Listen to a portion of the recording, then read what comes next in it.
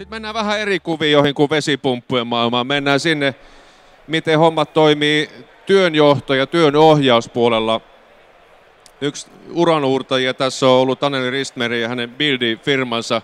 Minä annan puheenvuoron sinulle, jos sulla on vaikka uusia uutisia meille. Toivotaan, että jotakin uutta kerrottavaa joka vuosi. No niin, terve vaan kaikille.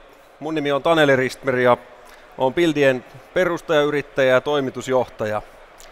Me ollaan tänään täällä messuilla kertomassa meidän uudesta työnohjausominaisuudesta rakentamisen tehtävien hallintaan ja työnohjaukseen. Ja ne, jotka ei Buildiätä tunne yhtiönä, niin me ollaan mobiilisovellus rakentamisen laadun varmistukseen ja meitä on käytetty infrahankkeiden dokumentointiin jo vuodesta 2017. Ja ollaan tällä hetkellä niin kuin vesihuollon ja kadunrakentamisen markkinajohtaja työmaa dokumentoinnissa. Ja se mitä me on nyt tehty, niin me on lähdetty kehittämään ihan uudenlaista ominaisuutta, eli me ollaan siirtymässä rakentamisen laadunvarmistuksesta rakentamisen tehtävähallintaan, työnohjaukseen ja tavoitteena parantaa korjausrakentamisen tehokkuutta. Tässä on vähän meidän tarinaa yhtiönä, eli 2017 tultiin vesihuoltomarkkinoille ja yhteensä 25 vesilaitosta hankki meidän järjestelmän silloin. Ja Buildia tarjottiin suoraan pelkästään rakentamisen dokumentointiin. Mutta aika pian kun me tarjottiin Buildien rakentamiseen meidän asiakkaille, niin asiakkaat vei ja nappas meidän tuotteen käyttöön myös kunnossapitoa. Ja kaikki nämä vuodet me on kehitetty Buildiat erityisesti rakentamiseen, mutta tämän vuoden keskeisin teema on se, että me on lähdetty kääntämään meidän toimintaa myös kunnossapitoon, eli korjausrakentamiseen. Viimeisimmät uutiset on ollut se, että me on saatu Keypro, Trimble ja Infrakit meidän yhteistyökumppaneiksi, eli tehdään näiden toimijoiden kanssa yhteistyötä. Ja ollaan yhtiönäkin vähän kehitytty, että viime kerralla tällä YT-näyttelyssä meitä oli 9 henkeä ja nyt onkin sitten 25. Ja me oikeastaan päätettiin sen perusteella, mitä meidän asiakkaat alkoi käyttää Buildien palvelua, eli asiakkaat vei sen rakentamisesta korjausrakentamiseen ja kunnossapitotoimintaa, niin me päätettiin, että eiköhän tueta tätä toimintamallia, mikä oli syntynyt, ja päätettiin kehittää markkinoiden paras työnohjausominaisuus. Siinä on 3 ydinteemaa. Se, että se on nopea käyttää, kuka tahansa voi ottaa puhelimen taskusta, dokumentoida, laittaa puhelimen takaisin taskuun. Se takaa niin kuin korkean käyttöasteen tuolle ominaisuudelle. Sitten se on erittäin helppokäyttöinen. Se on suunniteltu asentajien käteen, eli kuka tahansa voidaan opettaa käyttämään työnohjausta. Ja ennen kaikkea se on varmatoiminen. Me ollaan sillä montun pohjalla tekemässä töitä. Buildia aina toimii kaikissa olosuhteissa. No, tässä on oikeastaan meidän asiakkaiden luoma prosessi, eli tämän perusteella me päätettiin lähteä tähän työnohjaukseen. Asiakkaat on nähnyt puutteen jossakin kadulla, ja ne on kuvannut havainnon siitä, ja se on sitten myöhemmin työjohto on nähnyt sen ja päättänyt, että tämä korjataan. Ja sitten kun kaverit on käynyt korjaamassa tämän kaatuneen liikennemerkin, niin sitten on otettu uudestaan kuva. Sama esimerkki, hulevedet on syönyt tienpätkän, hulevesiviemäri on mennyt tukkoon. Se on käyty korjaamassa, laitettu pinnat kuntoon. Sitten on ollut asfalttipaikkoja, on ollut reikä tiessä, se on käyty korjaamassa. Taas sama toimintamalli on toiminut Buildielle. Lyhtypylväs on kaatunut, se on käyty nostamassa pystyä ja korjattu. Sama juttu kaivorenkaan kanssa. Työntekijä on ottanut kuvan, meillä on puute, kaivorengas on rikki, sitten se on käyty dokumentoimassa, kun se on korjattu. Sama juttu vesijohtoputken kanssa. Ensin on tulvinut kadulle, sitten se on käyty korjaamassa. Eli käytännössä meidän asiakkaat alkoi käyttää Buildien valokuvaominaisuutta tällä tavalla, ja me päätettiin, että lähdetään tukemaan sitä. No sitten me lähdettiin haastattelemaan asiakkaita laajemmin, että miten te oikein hoidatte tämän työnohjauksen tällä hetkellä. Aika monet asiakkaat sanoivat, että käytännössä puhelimella pitkin päivää soitellaan työntekijöille, että mitä sä oot käynyt tänään tekemässä, tuolla olisi toinen kriittinen työtehtävä, käypä hoitamassa se. Sitten meillä on eri ryhmien välillä WhatsApp-rinkejä, jossa vaihdetaan tietoa, dokumentaatiota asiaa vähän puutteelliseksi ja sinne WhatsAppiin. Sitten lähetellään sähköposteja, käytetään esimerkiksi postit-lappuja, johon aamupalaverin yhteydessä laitetaan seinä täyteen postit-lappuja ja jaetaan kaverille tehtävät, että lähtekääs hoitamaan näitä. Kaikki nämä perinteiset metodit oli ihan toimivia, mutta ne on melko työläitä ja haastavia. Itse asiassa kun sitä tutkittiin enemmän, niin tajuttiin, että työnohjaus nykyään liikelaitosten toimessa näyttää aika lailla tältä. Se matka havainnosta, puutteesta tai vauriosta tai asiakaspalautteesta aina siihen dokumentoituun työtehtävään ja hoidettuun tehtävään, niin se on todella pitkä ja se vaihtelee työntekijöiden välillä valtavasti.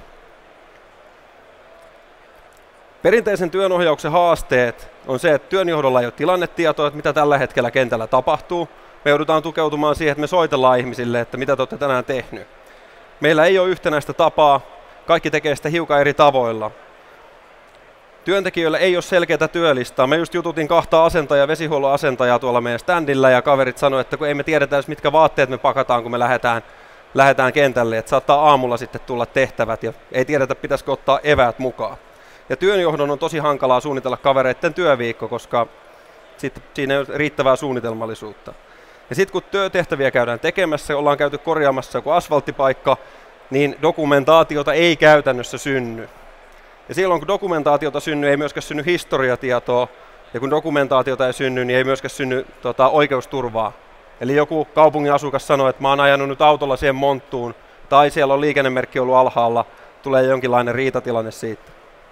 Ja tämä kaikki johtaa heikkoon tehokkuuteen. Eli yleisesti ottaen toiminta ei ollut riittävän tehokasta, koska välineet ja menetelmät vaihtelee niin oleellisesti. No, tässä on Buildien työnohjauksesta pari esimerkkiä. Eli kaikki lähtee liikkeelle siitä valokuvaamisesta, mikä olikin asiakkaiden prosessi. Eli meillä on se kaatunut liikennemerkki, niin työntekijä voi napata siitä kuvan huomiona, jolloin työjohtaja näkee tämän sitten kartalla, että missä on tällainen havainto tehty.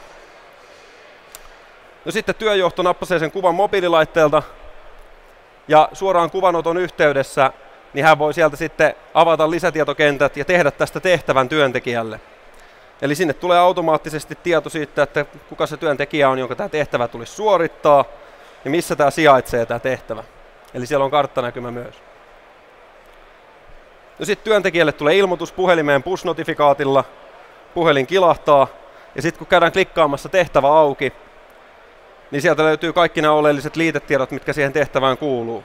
Eli tässäkin tapauksessa liikennejakajan merkki kaatunut, siellä on tieto, että kenen se työ täytyy suorittaa, siellä on muutama kuva napattu siitä kohteesta, ja sitten siellä on voitu käydä esimerkiksi dialogia työnjohdon ja työntekijän välillä, että miten tämä kuuluu hoitaa, tarvitaanko esimerkiksi jotain lisäosia siihen. Ja työntekijä voi kirjoittaa, että merkki on korjattu ja ilmoittaa käytetyn työajan tähän. Ja työnjohtajille on rakennettu tämmöinen tilannenäkymä kartan päälle, eli työjohto voi seurata päivittäin, että onko tehtäviä käynnissä, onko meillä havaintoja, jotka on vielä toteuttamatta, missä meillä on tehtävä on tehty valmiiksi, ja sitten toisaalta punaisella nähdään ne kriittiset työtehtävät, jotka on vielä tekemättä. Ja meiltä yksi työjohtaja sanoi tästä, kun me kerrottiin, että aiotaan tehdä tämmöinen työnohjausominaisuus, niin työjohtaja sanoi meille, että mä haluan, että se on sitten semmoinen, että kun mä tuun kesälomalta kuukauden jälkeen, niin mun pitää tietää tasan tarkkaan, mitä on tapahtunut meidän kaupungissa. Ja siihen ollaan päästy, eli pystytään hyvin nopeasti näkemään, että kuinka paljon meillä on tehtäviä tehtynä ja missä meillä on tehtävät myöhässä. Jos me mietitään niin sitä työnohjauksen elinkaarta, niin mitä Buildien työnohjaus mahdollistaa? Ensinnäkin sen, että joka ikinen kunnallistekniikan tai vesihuollon työntekijä muuttuu tiedon tuottajaksi. Eli jokainen työntekijä, joka ottaa kuvia puutteista tai vioista, niin pystyy tuottamaan dokumentaatio, jonka pohjalta työjohto voi priorisoida ja antaa työtehtäviä henkilöille. No sitten kun työnjohto antaa tehtävät, niin työntekijät vastaavasti saa ne tehtävät sitten haltuunsa, esimerkiksi priorisoiden. No sitten työnjohto pystyy seuraamaan, että miten ne työt etenee, ja sitten yleisesti ottaen tilannetieto on koko aika käytettävissä ja tiedossa, että käytännössä mitä työtehtäviä me on tehty, mitä on vielä tekemättä. Ja sitten toisaalta historiatieto myös kehittyy tästä työnohjauksesta. Buildien työnohjauksen ylivertaiset hyödyt on täysin käänteiset kuin perinteisen työnohjauksen haitat. Meillä on täydellinen tilannetieto, mitä meidän työmaalla tapahtuu. Meillä on yksi selkeä toimintatapa, ei ole monta eri tapaa antaa eri ihmisille tehtäviä. Työntekijällä on selkeä työlista, he pystyvät suunnittelemaan oman työviikkonsa ja työjohto pystyy resurssoimaan kaverit oikeisiin paikkoihin.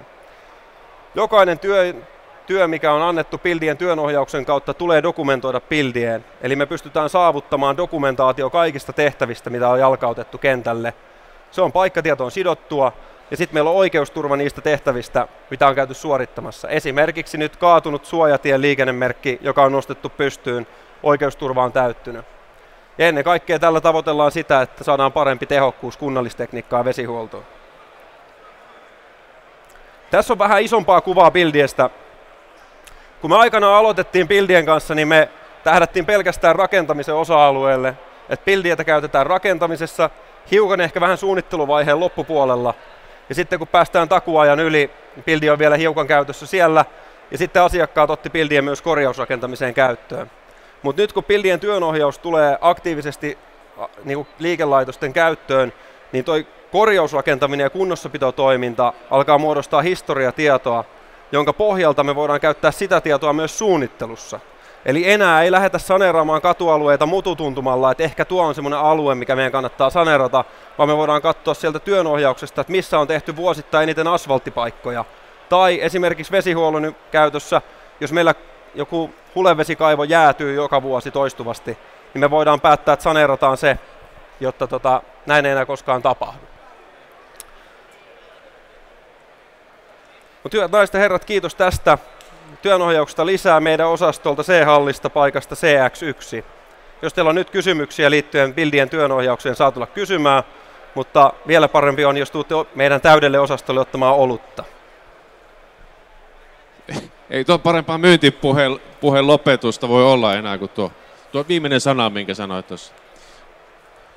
Yleensä tänään julkisesti on paljon kysymyksiä heitetty, se on sitten hihasta nykimistä ja kaupan tekoa ehkä, mikä onkin tärkeämpää, mutta mä voin heittää muutama. Mä oon ollut aikaisemminkin vuosia sitten jo sun kanssa samassa näyttelyssä. Mitä esimerkiksi nämä yhteistyökumppanit on tuonut lisää Buildiin sun mielestä? No, yhteistyökumppanit on tuonut asiakkaalle lisää arvoa. Eli tyypillinen haastehan ohjelmistotoimittajien kanssa on se, että meillä on joku ratkaisu, mutta se ei puhu muiden ratkaisuiden kanssa eikä käy niiden kanssa yhteen. Eli verkkotietojärjestelmät on vesilaitosten pääjärjestelmiä.